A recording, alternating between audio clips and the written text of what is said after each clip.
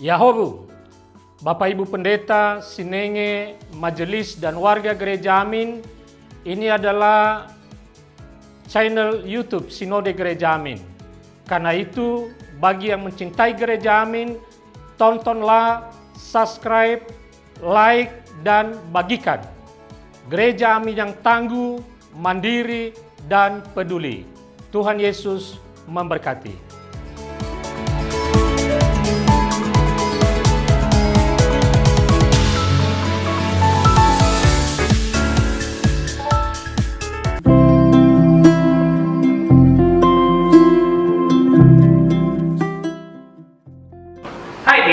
Jumpa kembali dalam acara TFC.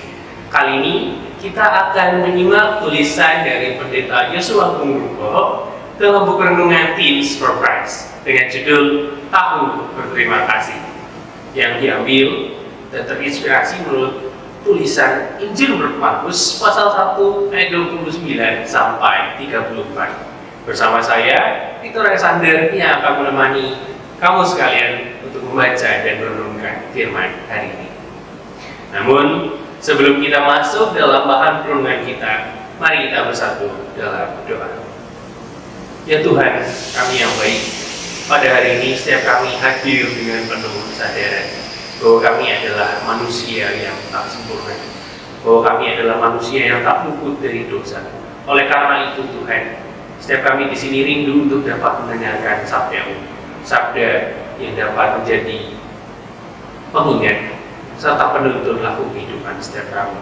Oleh karena itu, Bapak Tuhan, berbicaralah kepada setiap kami, karena setiap kami siap untuk mendengar, dan sertailah kami dengan Roh Kudus-Mu, agar kami dimampukan untuk dapat mengerti firman-Mu, dan juga dimampukan untuk dapat melaksanakan firman-Mu itu dalam kehidupan kami sehari-hari. Amin.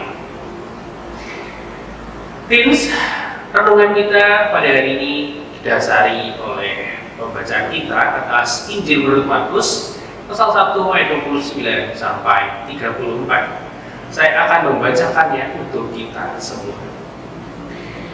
Sekeluarnya dari rumah ibadat itu, Yesus dengan Yakobus dan Yohanes pergi ke rumah Simon dan Andreas.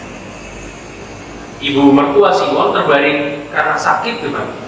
Mereka segera memberitahukan keadaannya kepada Yesus. Ia pergi ke tempat perempuan itu dan sambil memegang tangannya, ia membangunkan dia, lalu lenaklah demamnya. Kemudian perempuan itu melayani mereka. Menjelang malam, sesudah matahari terbenam, dibawalah kepada Yesus semua orang yang menderita sakit dan yang kerasukan setan. Maka berkerumunlah seluruh penduduk kota itu di depan pintu.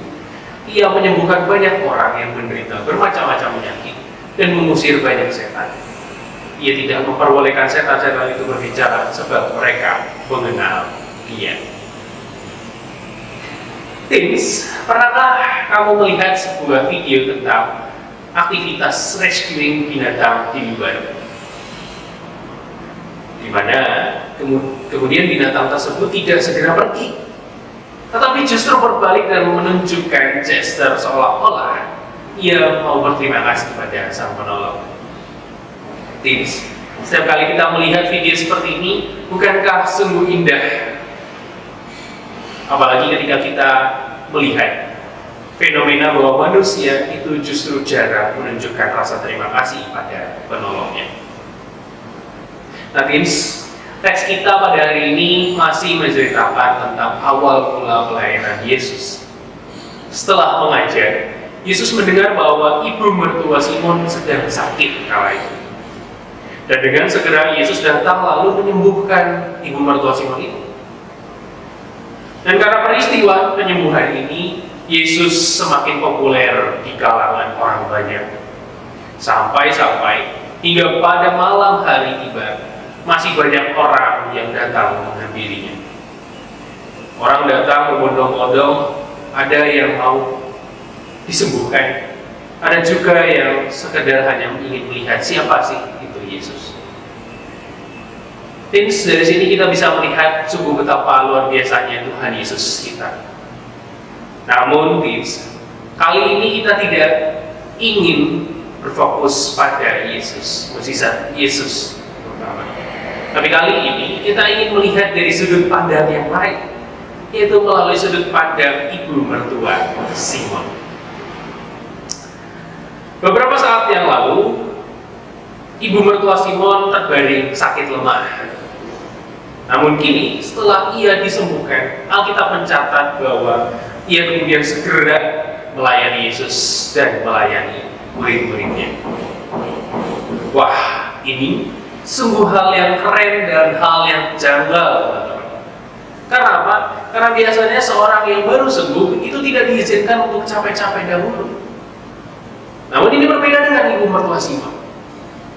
Ia justru menunjukkan rasa syukur atas pertolongan Tuhan dan juga tanggung jawabnya sebagai nyonya rumah dengan melayani Yesus.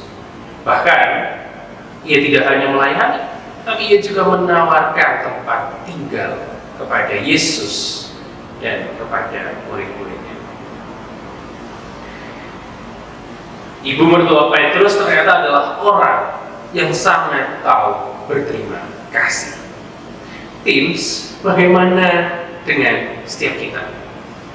Seperti ibu mertua Simon Petrus, kita pun sudah mengalami pertolongan Tuhan yang tak terhitung jumlahnya. Namun, adakah kita mau menjadi orang-orang yang tahu berterima kasih dan mau menunjukkan rasa syukur kita kepada Tuhan dengan nyata?